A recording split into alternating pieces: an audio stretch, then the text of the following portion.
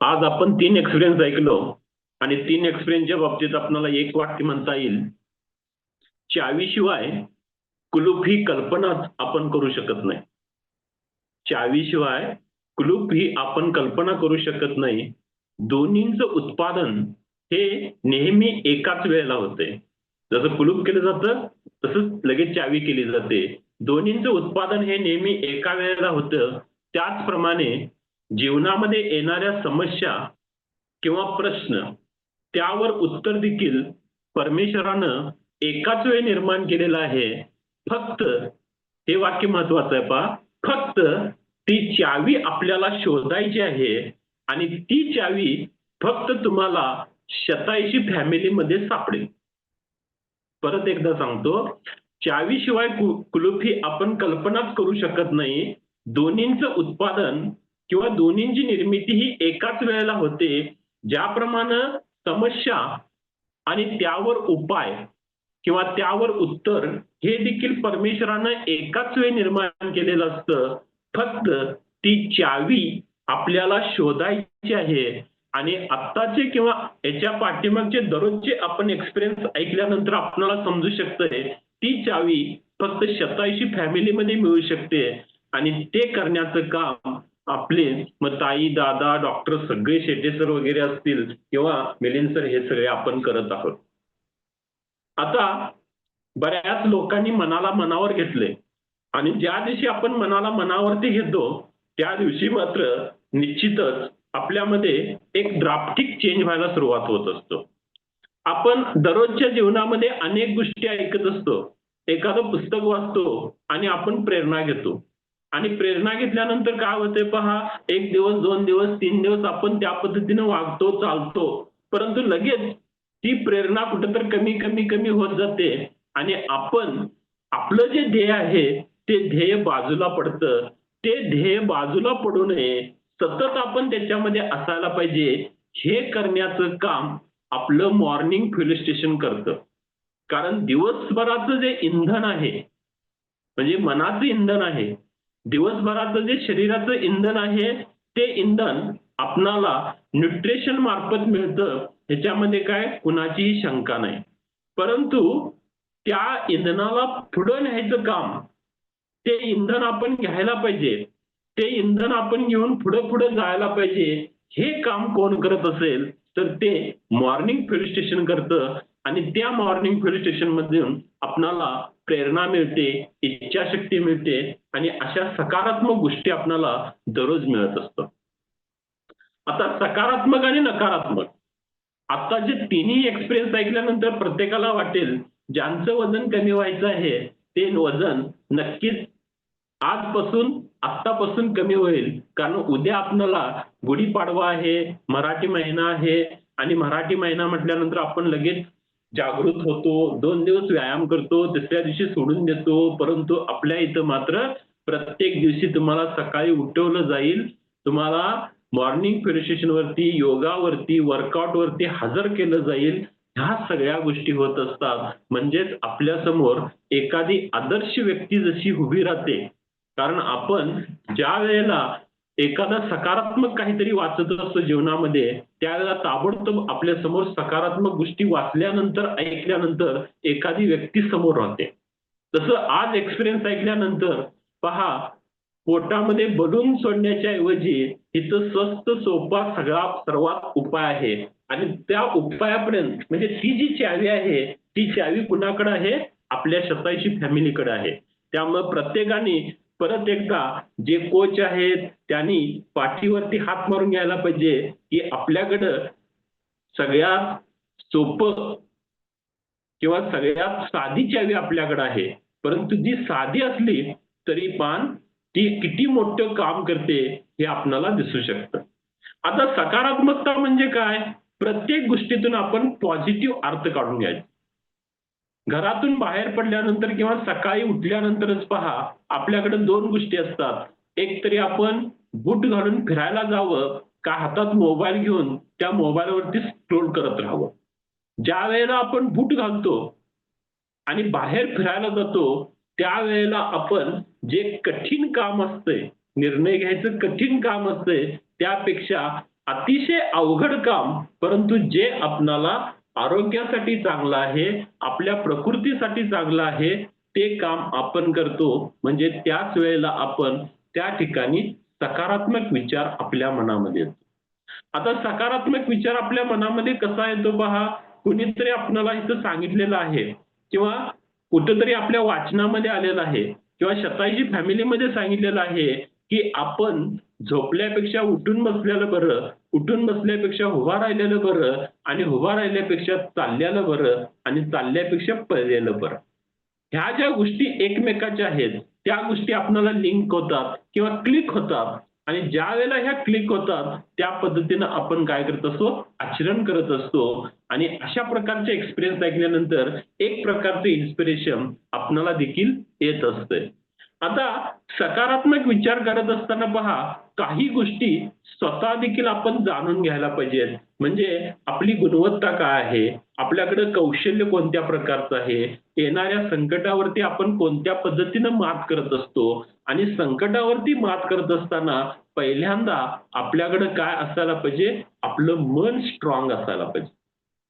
आणि जर मन स्ट्रॉंग करायचं असेल, मन कणखर करायचं असेल, मन मजबूत करायचं असेल, तर त्याला देखील आपण दररोज थोडं, थोडं, थोडं प्रॅक्टिस करायला पाहिजे. कारण प्रॅक्टिस मेक मॅन परफेक्ट. कारण एखादी गोष्ट आपण सवय केली, तर त्या सवयीनं आपण पूर्णतः काय होऊ शकतो पहा, मजबूत होऊ शकतो. आणि हे मजबुतीकरण करण्यासाठी आपल्याला मॉर्निंग फील्ड स्टेशन असेल, ओंकार मंत्र असेल किंवा दुपारचं प्राणायाम असेल किंवा सकाळचा योगा असेल, ह्या सगळ्या गोष्टी आपण करत असतो. कारण योगा करत असताना आपले डोळे मिटलेले असतात. आणि डोळे मिटल्यानंतर आपल्यासमोर जी चंचलता असते, ती चंचलता आपणाला नष्ट होत असते पहिल्यांदा. आणि त्याच्यानंतर ज्या वेळेला तुम्ही ध्यान, धारणा, समाधी किंवा ज्या वेळेला अनेक दिवस आपण योगा करू, अनेक दिवस मॉर्निंग मेडिटेशन ऐकू आणि दररोजचं ऐकायला पाहिजे आणि दररोज आपण ह्या गोष्टी करायला लागल्यानंतर तुमच्या समोर काही जरी असेल, तर तुमचं मन मात्र त्या ठिकाणी कॉन्स्टंट राहू शकतं आणि ही इच्छाशक्ती आपल्या मनामध्ये निर्माण होते. आता इच्छाशक्ती ही देखील काय आहे पहा, जी इच्छाशक्ती आपली सकाळची असते, ती इच्छाशक्ती दुपारी कमी होते आणि संध्याकाळी त्याच्यापेक्षा आणखीन कमी होते. आपण अनेक लोकांचे एक्सपिरियन्स ऐकतो आणि ते म्हणतात, सकाळी ऑफिसला जातापासूनच आपली कटकट सुरू व्हायची आणि संध्याकाळी आल्यानंतर आपणाला नको नकोसं वाटायचं. कधी एकदा गोळी घेईन आणि कधी एकदा अंथरुणावरती पडेन, अशा पद्धतीची दिनचर्या अनेक लोकांची होती, जे लोक 87 फॅमिलीला जॉईन होण्याच्या अगोदरचे. दुसऱ्या बाजूला पहा, आपण जे सकाळी निर्णय घेत असतो, ते निर्णय अतिशय सोपे असतात. अवघड नसतात. सोपे असतात म्हणजे आपण पटापट सकाळी निर्णय घेऊ शकतो. परंतु तेच जर निर्णय घेत असताना दुपारनंतर व्हायला लागली, जशी-जशी संध्याकाळ व्हायला लागते, तशी-तशी अनेक ठिकाणी अनेक लोकांची चिडचिड वाढलेली आपल्याला पाहायला मिळते. अनेक लोकांना नको-नकोसं होतं. हे कारण काय आहे पहा, की ते एकतरी मनानं थकलेले असतात आणि दुसरी गोष्ट ते शरीरानं पण थकलेले असतात. कारण जोपर्यंत आपल्या पेशींना योग्य प्रकारचं आहार मिळत नाही, आपल्या मनाला किंवा आपल्या ब्रेनला योग्य प्रकारचा आचार-विचार मिळत नाही, तोपर्यंत बऱ्याच गोष्टीवरती आपण नको तितका विचार करत असतो. आणि आपली जी इच्छाशक्ती असते, ती इच्छाशक्ती कमी होत जाते. जसं मी आता उदाहरण सांगितलं, सकाळी उठल्यानंतर आपण बूट घालून फिरायला जायचं का हातामध्ये मोबाईल घ्यायचा? जर फिरायला गेला तर व्यायाम होईल, तब्येत चांगली राहील. बसून राहिला तर अनेक व्याधी आपल्या पाठीमागे लागतील. तसं संध्याकाळी आपण ऑफिसमधनं आल्यानंतर देखील पहा, आल्या-आल्याबरोबर आपण अनेक लोकांना सवय असेल चहा वगैरे प्यायची. परंतु आता ते काय शेटे सरांसमोर येतील, त्यामुळे चहा वगैरे काय पिणार नाहीत. अफ्रेश पितील किंवा एक मस्तपैकी पाण्याचा ग्लास पितील आणि शांत बसतील. आणि त्यावेळेला देखील पहा, एक तरी दीर्घ श्वसन करतील, शांत बसतील, प्राणायाम करतील किंवा बऱ्याच दुसऱ्या गोष्टी करतील, जेणेकरून टीव्ही समोर जाणार नाहीत. कारण आपणाला शतायुषी फॅमिलीनं सांगितलेलं आहे, जी चावी आपल्याला सापडल्या ना, ती चावी अतिशय महत्वाची आहे.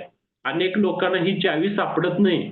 काकीने एक्सपिरियन्स सांगितला, घरामध्ये सगळे डॉक्टर असून देखील चावी लवकर सापडत नव्हती. डॉक्टर लोकांची तर चावी लवकर सापडायला पाहिजे, परंतु ती त्यांना देखील सापडत नव्हती. परंतु इथं आल्यानंतर मात्र ती चावी सगळ्यांना सापडली. म्हणजे संशोधनांती पण काय सिद्ध झालेलं आहे पहा, माणसाची जी इच्छाशक्ती आहे, ती इच्छाशक्ती सकाळच्या वेळेला अतिशय चांगली असते आणि त्यावेळी जो आपण निर्णय घेतो, तो निर्णय दिवसभरासाठी अतिशय चांगल्या पद्धतीचा असू शकतो.